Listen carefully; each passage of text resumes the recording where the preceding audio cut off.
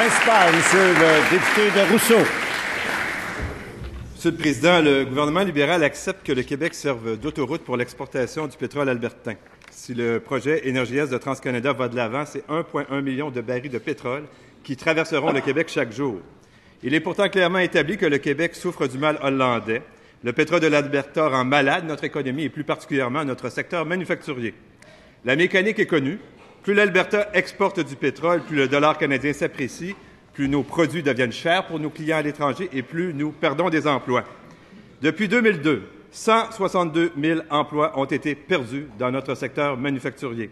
Il s'agit d'une véritable hécatombe, d'une véritable tragédie pour des dizaines de milliers de travailleurs et pour l'économie du Québec. Alors, Monsieur le Président, le ministre des Finances peut-il nous dire combien d'emplois seront perdus dans notre secteur manufacturier en permettant à 1,1 million de barils de pétrole de l'Alberta de traverser le Québec chaque jour? Monsieur le ministre des Finances. Bien, Monsieur le Président, ce gouvernement-ci n'a aucune intention d'imposer des moratoires à quoi que ce soit. L'exportation du pétrole est une ressource naturelle canadienne. Ça a un certain effet sur le taux de change. C'est exagéré de prétendre ce que le député de Rousseau prétend. Le secteur manufacturier en Amérique du Nord est en restructuration. Cette restructuration est assez avancée chez nos voisins américains. Nous allons faire tout ce que nous pouvons pour promouvoir la croissance des PME, pour promouvoir l'investissement des PME, pour que notre secteur manufacturier puisse aussi bénéficier de cette refonte qui se fait au niveau mondial. Ce n'est pas un enjeu qui est particulièrement québécois. On s'en sert dans un contexte nord-américain. Le dollar canadien, maintenant, à 89 sous. Je ne pense pas que ce soit ça l'obstacle dont le député d'en face fait allusion.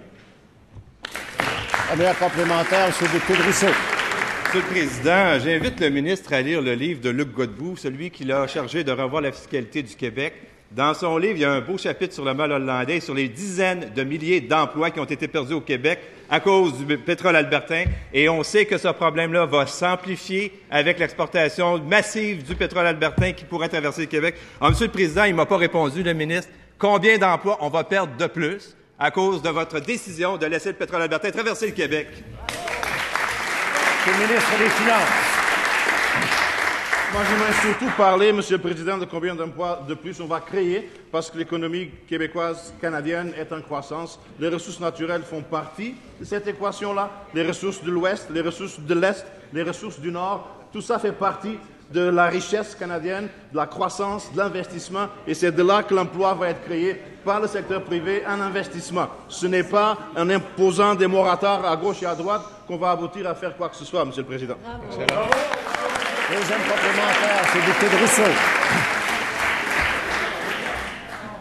Luc Godbout, dans son livre, parle du problème que ça cause. C'est l'Alberta qui profite évidemment du pétrole albertain. C'est le secteur manufacturier du Québec qui en souffre. Je vous donne d'autres chiffres, Monsieur le Président.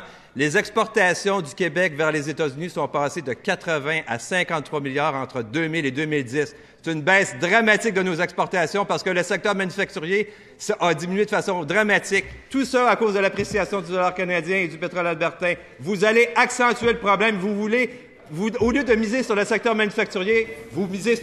Monsieur le ministre des Finances.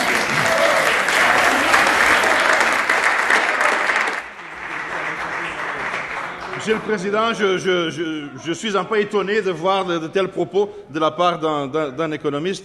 On sait très bien que le facteur taux de change est important, mais il n'est pas le seul qui explique la restructuration manufacturière qui se fait présentement au Canada et au Québec. Au Québec, plus particulièrement, un des facteurs qui a été très important dans ce processus de restructuration était la politique, heureusement seulement pendant 18 mois, mais la politique de ce gouvernement-là, avec des augmentations d'impôts rétroactives, avec des mesures pour décourager l'investissement privé. C'est ça en grande partie qui explique la décélération rapide du manufacturier au cours des 18 derniers mois, Monsieur le Président.